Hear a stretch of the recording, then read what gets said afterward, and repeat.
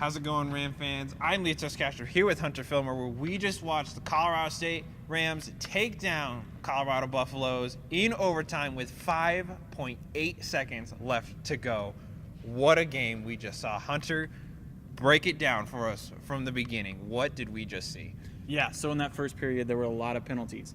And the CU Buffs were the ones to score first, and they scored off of a power play goal, and then they got a shorthanded goal.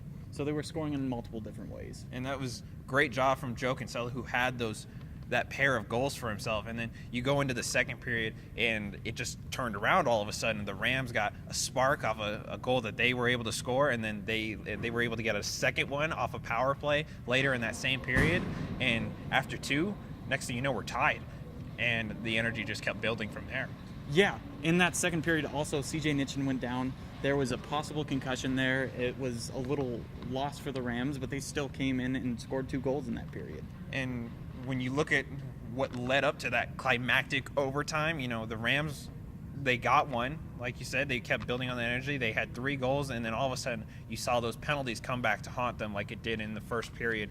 And it led to a power play goal for the Buffs. They tied it up, and then we're in overtime. And what can you say about Joe Morgan, my friend? Yeah, it was crazy. There's a breakaway, and the Buffs looked like they had it in the bag. It was over. But Joe Morgan comes in like he's done all season, and he just shuts them down, saves it, makes 2 huge saves, and then his team comes up for him at the end with the big play, gets the goal off the bounce. And I think those sparks from Morgan are exactly what the team needed. Those huge plays that he makes in the net for his team are incomprehensible sometimes, and it does so much for the team. It builds the crowd. As far as home ice advantage, you definitely felt that here today. The crowd was in it, and they were behind the Rams all the way, and I think that's exactly what they needed for Yeah, no, just the energy that comes from Morgan makes the save, the crowd goes crazy. Morgan makes another save, the crowd's even crazier.